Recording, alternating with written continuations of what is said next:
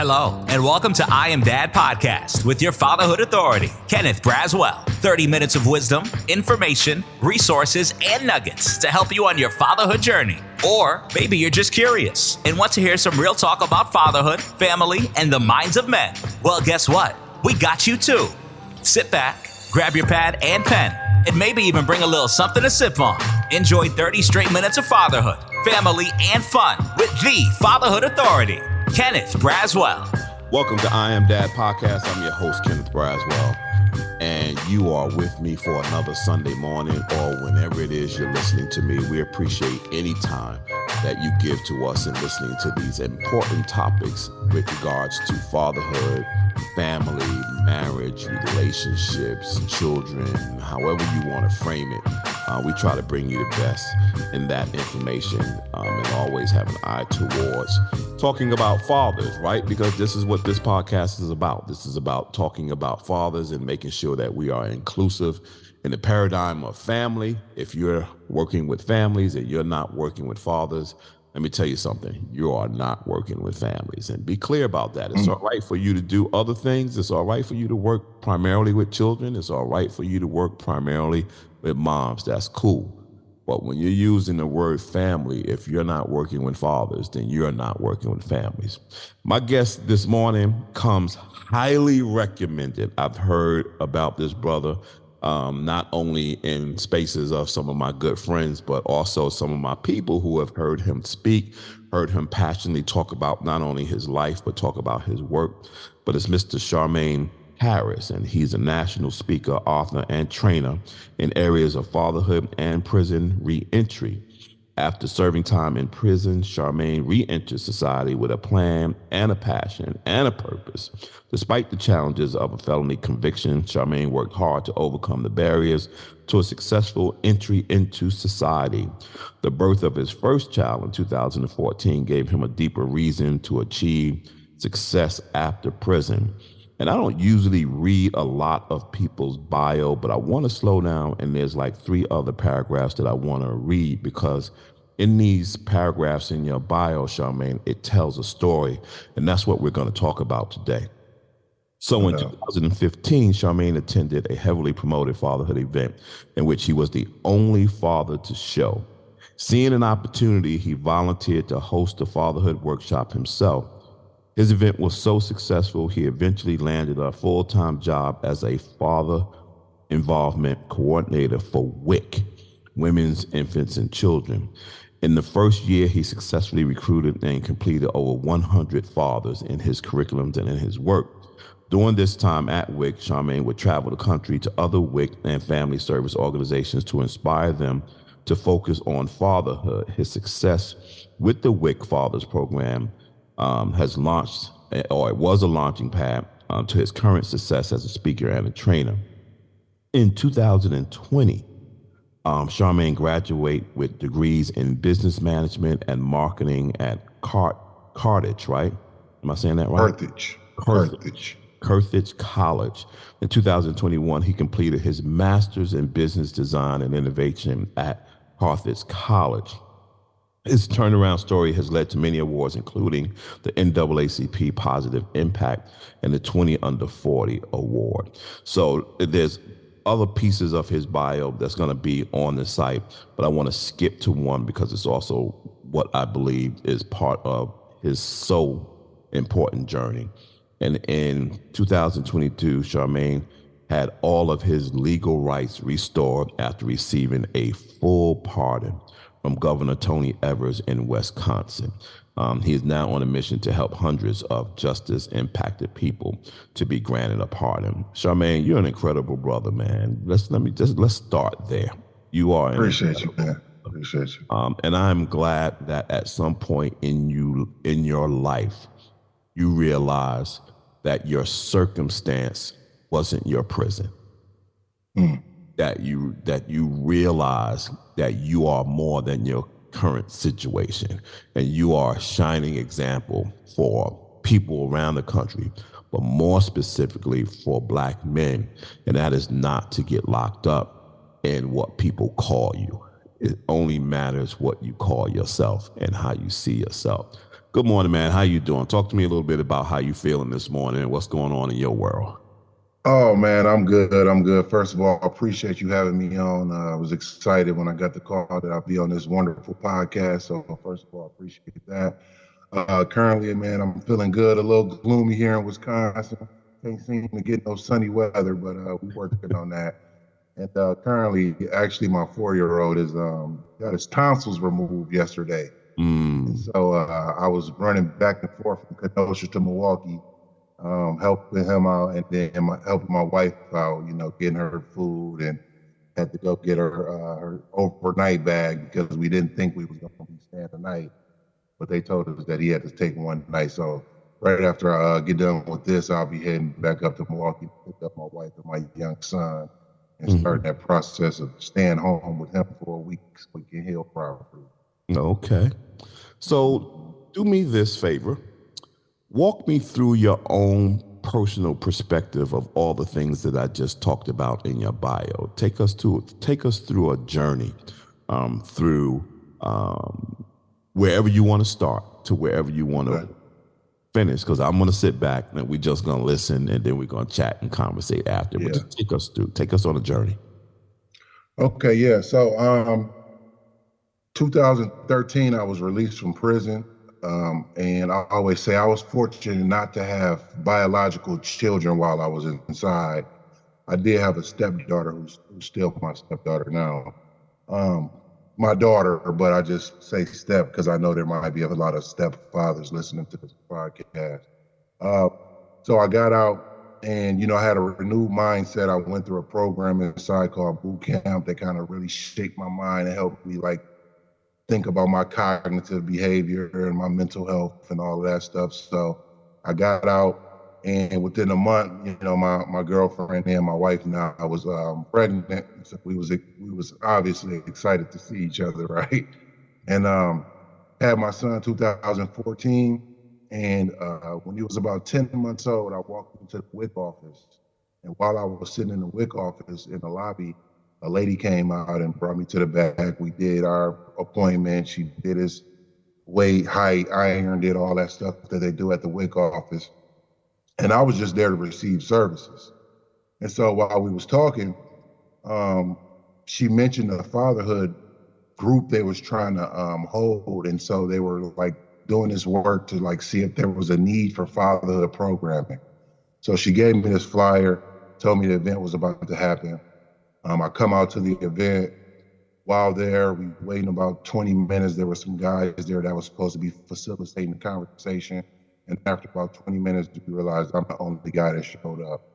And so then the supervisor walked in, and I could kind of sense the disappointment in her face. And I don't know, something in me just said, man, I can help out in this situation. At the time, I was down from work. I was getting surgery on my shoulder. So I was just looking to do something to stay active. And so I did that. And after getting told so many times, I say I got my first yes. And it was a volunteer opportunity. So like you read in the bio, I hosted an event. But before that, I spread the word on my social media, posted flyers all around town. I was just super excited about being a father, and I just wanted to communicate that to other fathers. And so on the day of my event, we had over 25 fathers in attendance. And guess what, Kenneth? These were some of the same fathers that I used to run in the streets with. Some of the same guys I used to run in the streets with. Only difference was we was all older now, and we all had kids. And so I did that. Light bulb sparked in the organization's head, man, clearly this guy has influence. There was a long period before I actually came aboard, about 6 months, but I was persistent and consistent in asking about the opportunity to get a job, because that's what she told me when I finished my first volunteer session. And so eventually I got on 10 hours a week, got a grant from Maternal Childhood Health that really focused on what you call it, the rate in which, infant mortality. It really focused on infant mortality. And then I got on full time, word spread about what I was doing. The district attorney reached out to me first. And after he heard my story, he said, I want to help you, and got me taken off parole 4 years earlier than I was supposed to. That started my time clock for my pardon, because you got to be off paper and parole for 5 years before you can get the pardon. But before that, I got a full ride scholarship to Carthage College, went back, got my master's degree, got all these awards, got all these opportunities. I'm even teaching criminal justice now at the University of Wisconsin Parkside. And how ironic is that, a former criminal, now teaching criminal justice. Mm-hmm. So I say I'm many things. I got a lot of titles. I'm a community activist. I'm a student. I'm a teacher. I'm a business owner. I run on my fatherhood program. But most importantly, before all of that, is I'm a husband and I'm a father to my children. And a lot of times people will always ask me, like, what was it that flipped the switch? What was it that made you change? And I will always say it was the birth of my first son. After he was born, I just told myself, I'll be damned if I have him coming to visit 6 hours away, going through these bars, hearing all this stuff that goes on when you have a visit, and more importantly, his future. I grew up with my father, but, he really wasn't there until I was about 11 years old, 12 years old. That's when he really started making an impact in my life, because he was in prison before. So I wanted to change the trajectory of my son's life, and I've been doing that ever since. Man, that's incredible. Some of your life touches a little bit of mine, with the exception of being incarcerated. I've never been incarcerated, but when you talk about your dad, well, my stepdad, my father, I never knew him. I didn't know him until I was 23 years old. And he died short. We had little interaction in the time that after I met him, and then he died shortly after I met him. So I never really had a chance to figure it out. Right? How do I bond with this man? What do I like? Yeah. We were at the few times that we was together, we didn't even really know what to talk about. We was just stumbling over each other. We was just talking about things that had nothing to do with nothing. Did you see the game last night? Sure. Man, that's a nice car, blah, blah, blah. We didn't really even Small talk. Yeah, small talk. We didn't know how to get to significant talk. And that's something that I always regret, when I think about the little bit of time that I actually had with him, that we never had a deep thought conversation. But one thing that you said I wanted to walk back on, because I think it's going to really help people think about this, because I've often talked about WIC, right? I've often talked about how you name something for a man matters, right? And it will say to him whether or not it is welcoming and inviting for him, particularly in the service space. What gave you the courage or the motivation to walk past what I believe that obstacle, the naming of WIC, women, infant, and children, which none of those you were, but you still walked in there. Talk to me about that. What was it about your mindset that said, I'm going in here anyway? Yeah, you're right. What didn't you hear in there? Women, infants, and children. You didn't hear dads. And so just like you said in the beginning of the podcast, you can't claim to be serving families if you exclude the father. And so for me, man, it was just one of those things where my wife couldn't make the appointment. And so I wasn't really even it wasn't really even registering to me. I was a young dad, new dad, fresh. I just was wanting to do my son's appointment. And on top of that appointment, I was just always there at all the appointments. If I had to take off work or stop doing something, I just wanted to be at the appointment.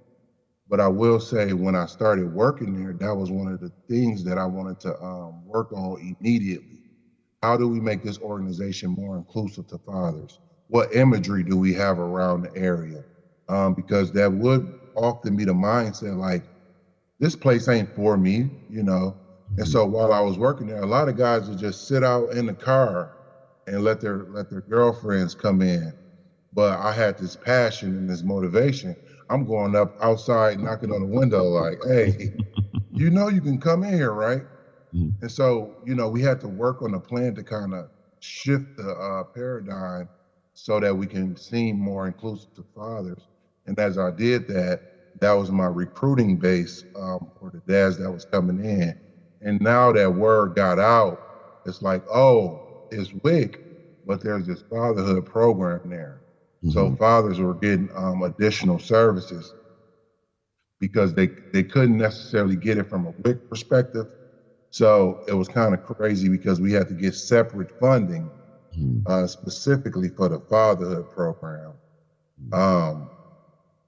Kind of like my whole time we was there.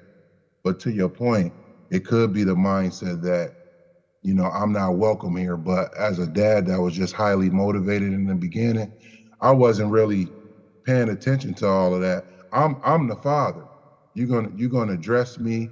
And you know, another small thing we had to work on too is like when they come out and call the family back, they generally call the mom's name. And I think it happened while I was there. So I had to kind of work with them on like, let's just call the last name. Right. Or when a ticket come back, you need to make a note that it's only dad here today. You know, if mom's there, okay, you can call mom. But a lot of times, you know, it was coming out and calling Kelly when Carl was in the lobby. So those small little shifts in, you know, the kind of the environment is what helped the program become successful down the line. Right. And, you know, and that's one of those things where it comes to like mindfulness in social service programs that we need to start elevating, which is just be mindful of what you're doing and what you're saying and being literal in the terminology that you're using, and knowing that that could be either negative or positive depending on who you are and what you're doing. And that's important, you know, for all family members, but more specifically important for dads, because we are really, we pay close attention to words. So whenever someone says something, we lean on that. So you reminded me a little bit, and it just kind of inspired me to kind of think about how I deal with this when you talk about the dads being outside in the cars, because behind my office, there's an OBGYN office behind me. A sister owns it right behind me. And oftentimes, sometimes I'm in the office, I'll hear music kind of bumping, you know, back that way towards that window. I'm like, what's that music back there? Because that's not the community we're in, where music is kind of like bumping. And then I look out the window, and it's almost always a guy sitting in the car listening to his music. And I've been wanting to go in there and say, hey, like, why are the guys sitting outside in the cars when they're coming in for an OBGYN, whatever service, right? This is a teaching opportunity. This is bring him in. It's also a bonding opportunity. Encourage her to bring him in and don't leave him in the parking lot. So I got to kind of think about maybe going over there and maybe just saying, let's partner together. And like when they come in, if you really don't have anything to do with them, let's set up something where you can refer them to Fathers Incorporated. We'll set something up over here when they can come over here, and we could talk to them about early childhood development, breastfeeding, maternity care. We could talk about all of those kinds of things and work in tandem. So you just kind of inspire, because it happens all the time. And think about this too, for any dad listening to this, especially first time parents, or if it's the mother's first time or second time for that matter. We know there's this term called postpartum depression, right? And so if your girlfriend, your wife, your partner is going in, you know, it's 2-3 months within the baby being born.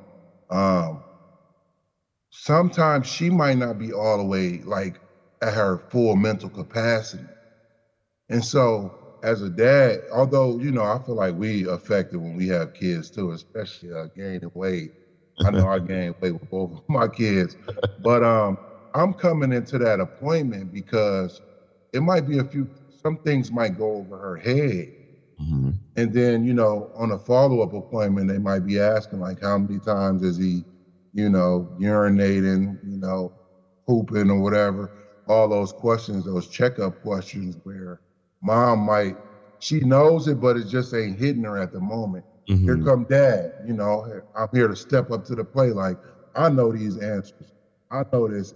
I used to get real mad when the nurses or the doctors would only look at my wife when they talking, Mm-hmm. you know, and just keep asking her the questions, and she would be tired. She'd be like, I don't know, ask, you know, he know. And Right. she'll have to constantly do that. And so we came up with a plan where it's like, when we get in this situation again, just keep referring them to me, and I'll knock those questions out the park, and we're gonna tag team together. So, but any dads listening to this, like, you got to be conscious of that, because you want to get them the right information so they can support the kid the best way they know how with their expertise. But ultimately, we the experts as the parents, because we with our kids every day.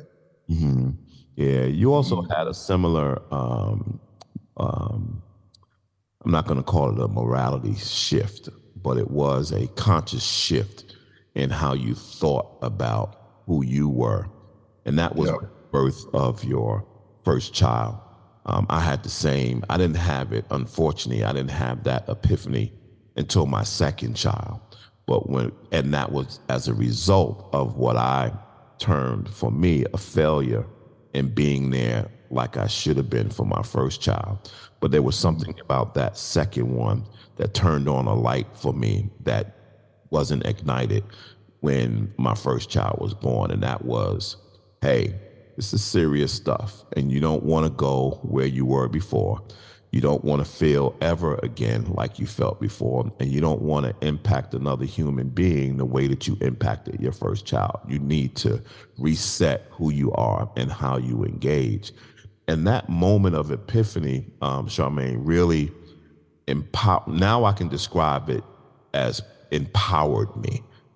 Back Mm. then, I really didn't know what it was. But now when I look back on it, that was a moment of empowerment. For you, what was that moment like, and what did it do for you? What did it spark in you?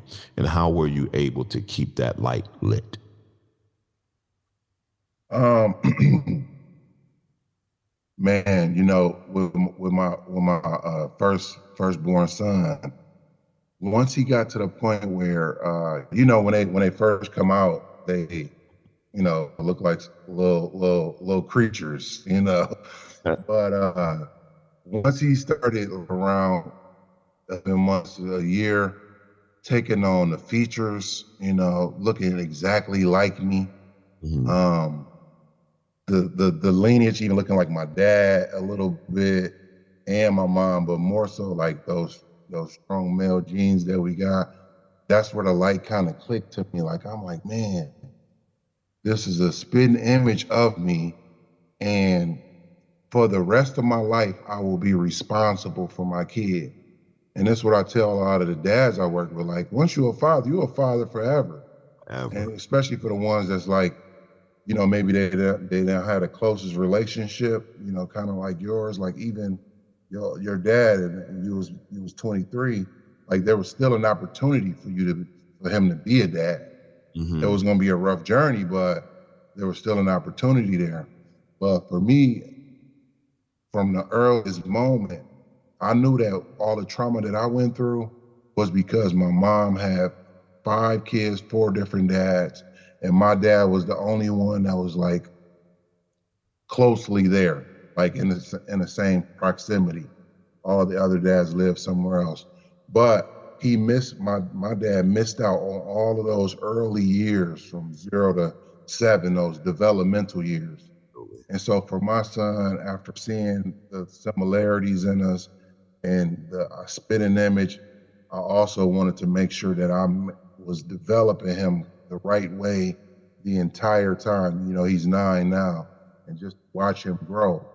It's just amazing. But in that early moment, what clicked for me, it was like, I'm responsible for this kid for the rest of my life. And I always summarize the word responsibility to the dads I work with is plain and simple, the ability to respond.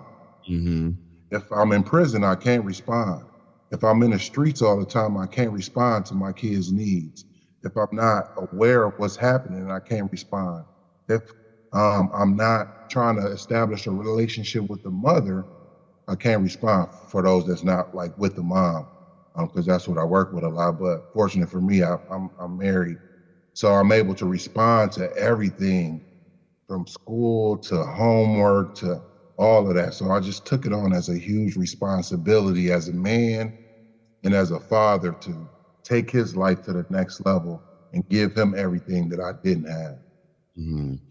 And so now you get hired by WIC and they offer you this volunteer opportunity. And I'm sure your mind was just like, man, I get to do this, I get to do that. Like, what did you do first? Like, what was it like you said, okay, I need to do this before I do anything else? And then after you figured out what you was going to do first, at what point did you kind of figure out what you wanted your outcomes to be?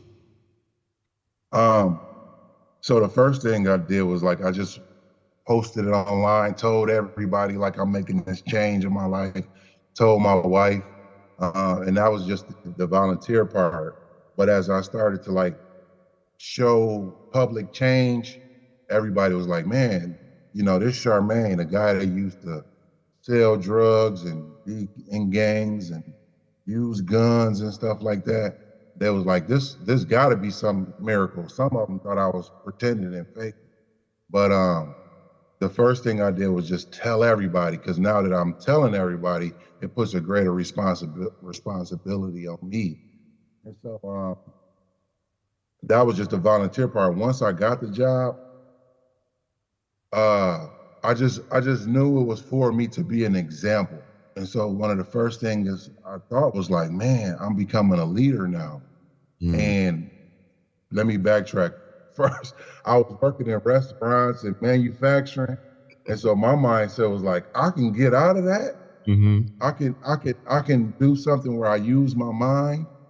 And as you know, as a knowledge worker, you know, expert on a lot of things, I was mistaken, because when you exert a lot of energy mentally, that stuff wear you out more than it do physically sometimes. You have to take a nap. But I just realized that I was a leader now. And so I knew that I would be setting the example. And so the first thing I did was just started educating myself and just really going deep into the education, getting all of these trainings, whether it be, you know, from the National Fatherhood Initiative or Mark Perlman with the Nurturing Fathers, the guy out in California, Rodriguez, I forget his first name. All of these different trainings, I was just consuming all of this knowledge so that I can go and give everybody that I was serving my best foot forward and giving them the knowledge that they needed. So somewhere in there, and let me know where in this journey you kind of also began to realize that, to your point just now about getting the training, that it was also important for you to get your education. Like, what was that about, and why was that important for you? Yeah, so around the same time that the district attorney reached out and helped me modify my sentence to be released 4 years early, he asked me, he said, have you ever thought about going back to school? And at the time, I'm like, not really. But, you know, if opportunity came, I'll go. So he looked at me dead in my eyes and said, I know people that if they heard your story, they'd be fully invested in helping you get your education. So I'm like, okay, you know, point me in the right direction. And so the school is a private school, and it's like, it costs a lot of money. So when I heard that there was a possibility for a scholarship, I'm like, I got to take full advantage of this. And so at first I started going for social work, but it conflicted with my schedule because you had to go during the day. But the business program was more at night. But I'm glad I went through the business program because it helped me kind of see the higher elements of a nonprofit or any business. So as I started getting my education, it just clicked with me, like, especially business. Like I was doing this type of work already, just in a negative way. You know, I always joke like my gift of gab, or my ability to communicate. That was called the gift of gab in the streets, but in business they call it persuasion techniques. Right. You know, sales. You know what I mean? And so I took my location, right? There you go. Marketing, or, you know, developing a marketing. I used to do the same thing in the street. So as I started to see the language, that's all it was the language barrier. As I started to learn the language, I'm like, oh, I'm using this to get the dads. So really the power behind what I was doing was my business acumen and my marketing. And I'm going to basketball courts. I'm going to the gym. I'm not afraid to go in these locations, to the barbershops, to put up my flyer and recruit and give my 30-second to 1 minute elevator speech and getting that hook and telling them why they should be in the program. Mm-hmm. So that educational piece was a huge component. And I call myself, I'm a student for life now. Like, I think my screen blurry, but I got thousands of books now that I just constantly consume so that I can get that information out to the dads. Because when they realize that you're an expert, but at the same time, you're not claiming that you're perfect. Right. That gives you credibility. Mm-hmm. And when I'll be in my groups and I'm talking about the struggles I'm having with my kids and with my wife, but at the same time, I'm continually moving and educating myself, it's like, y'all know where I came from, so we ain't gonna let no excuses fly for too long. Mm-hmm. Like, I give you that first orientation session, like, let it all out. Mm-hmm. But we ain't finna have the same conversation 3 months from now, 6 months from now. And it's amazing what, because I do it all the time, and people always say to me, Kenny, man, you're so hard. Like, why are you so hard? Right. It's just like, you don't understand. This is like, you can't, like, give dudes a way out. Like, you can't give them wiggle room. Like, that's not how we built. Like, they don't respect you unless you corner them. You know, that's what accountability looks like. It's not being hard. It's just like, nah, dude, we not doing this. Right? And this ain't got nothing to do with my education. This has to do with my experience and my wisdom and my expectations for you. I'm not going to allow you to wiggle out of something because you're lazy right now, because it's going to cost you, you know, in your future. It's going to cost other people. When you make bad decisions, when you make mistakes, you're going to impact more than you. And I can't allow you to do that. And so that's what this work is about. Yeah. Then you real get talk. Yeah, but then you get this pardon, right? Which is, man, it's, you know, and I know several brothers that have been pardoned, and also brothers that have been exonerated, which is a whole nother conversation, right? Mm-hmm. But what did that do to your life to get pardoned, for the governor to say, I see something incredible in this individual and this needs to happen? Man, that was one of my goals I set for myself. Like, when I started, like, really doing the work. But even while in prison, I set a goal for myself. I'm like, I'm gonna do so much that I know I'm gonna get released from parole early if the circumstances line up. So I was doing the work, and I felt like this was like, that was my ultimate goal, was to get that pardon. And so I applied originally, but I applied too early and got denied. So I had to wait until the time frame was lined up. I applied like 2 months early. And then the process, I had to wait about a year. During that year, I'm just like, man, if this happens, and don't get me wrong, I exceeded expectation and rose above systemic barriers and got all of those, drove through barriers. Like, I didn't go around, I didn't go under, I went through them. Mm-hmm. But when that day came, when I was getting that pardon, I was coaching my little league team, my 3rd and 4th graders with my son, and that email came, and it just said, you know, we've granted you the pardon, and, you know, there's a process now.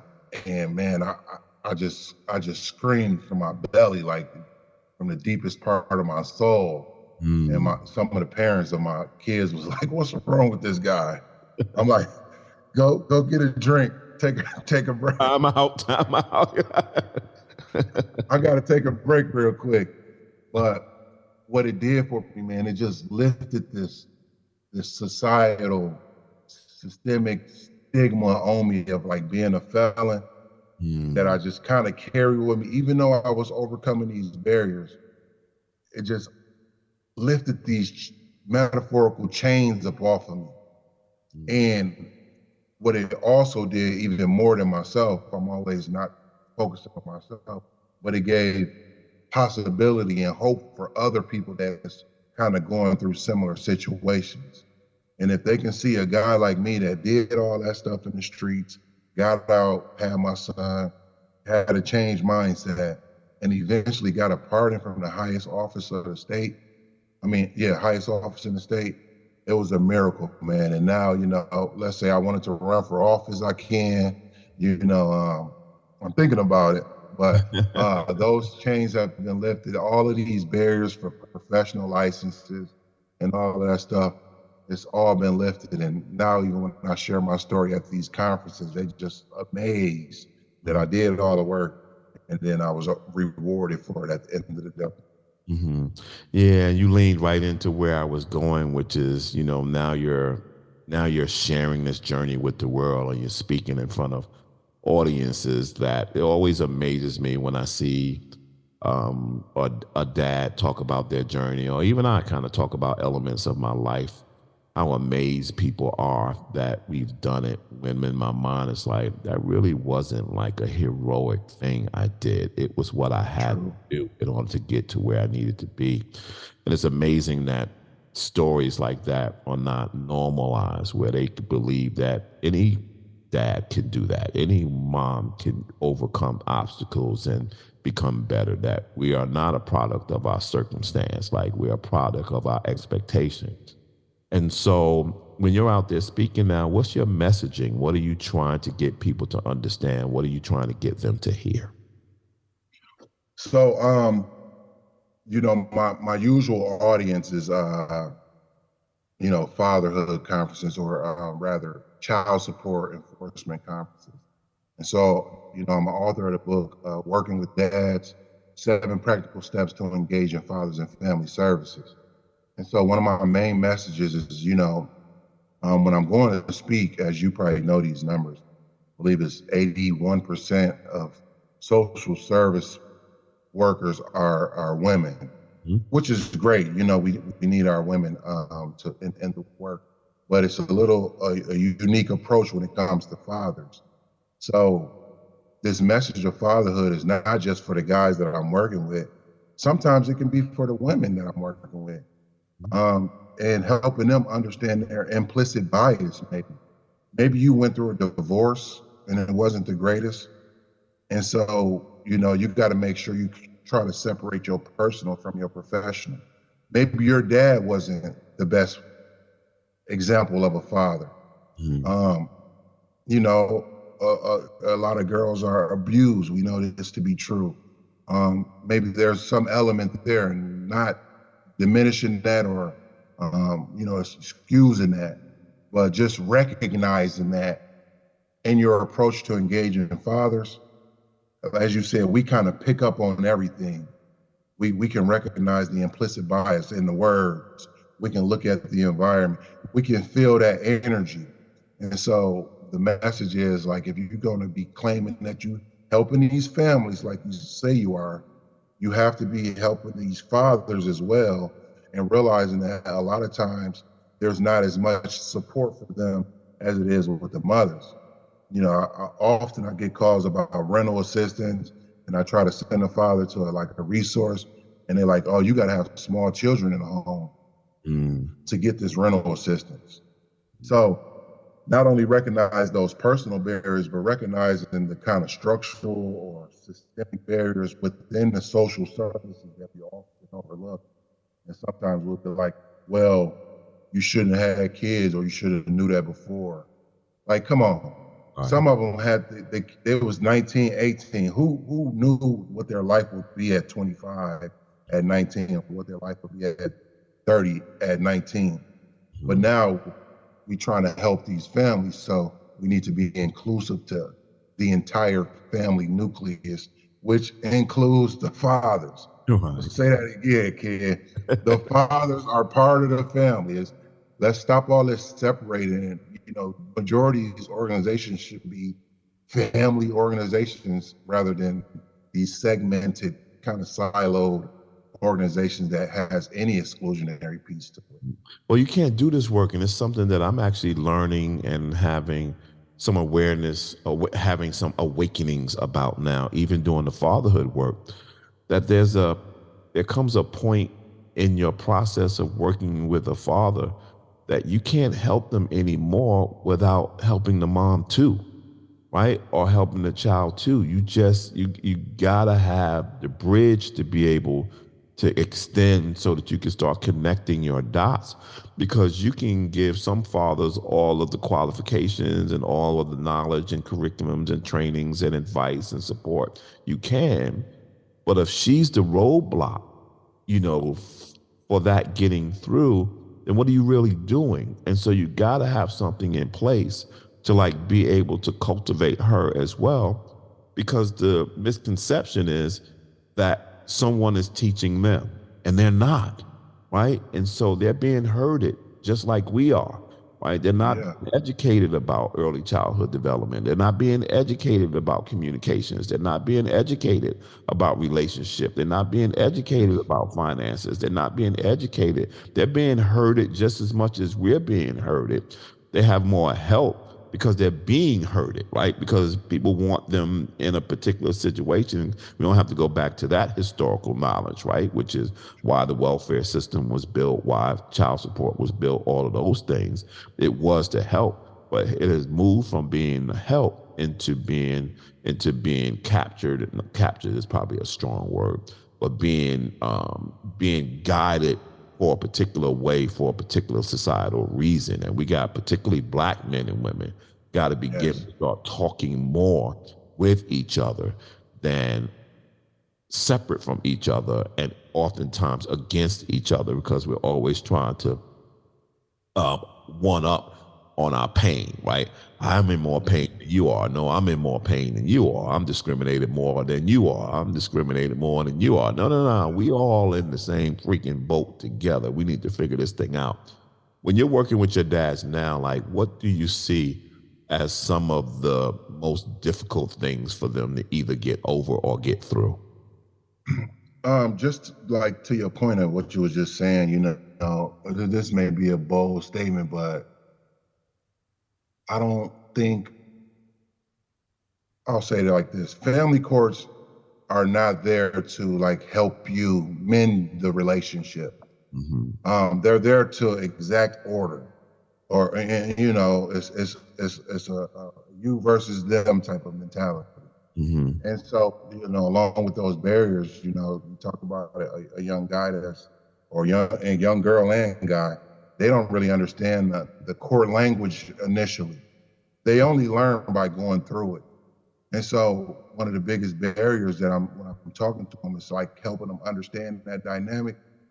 And if I could, I'd tell them, like, if there's even a glimmer of hope that y'all can like work this out, and I prefer not to send you to any legal support and all of that. Like, let's us three talk together. I'll find a woman so it don't seem like we biased, and we all can kind of figure this out together. But that big barrier, man, is the courts, obviously, and then the financial piece, where when you're dealing with a guy like myself who's already labeled a felon, so he's having a rough time getting a job because of those barriers.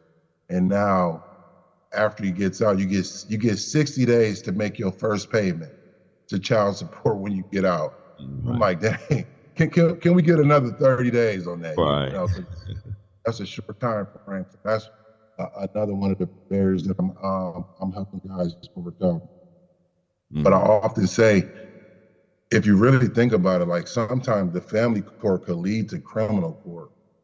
When you think about like a guy that he missed a payment and now he has to go through that 6-month time in jail, and let's say he had to do that 3 times out of the kid's life period before he's 10. And now think about the kid going through school without the dad and mom kind of dynamic. Now this is where the so-called school to prison pipeline gets stronger, because that element of discipline, even if he's not like a strict disciplinarian, we know that kids just like really want to please their dads in a sense. And so even just like a sense of disappointment, like, son, you're not on top of your game.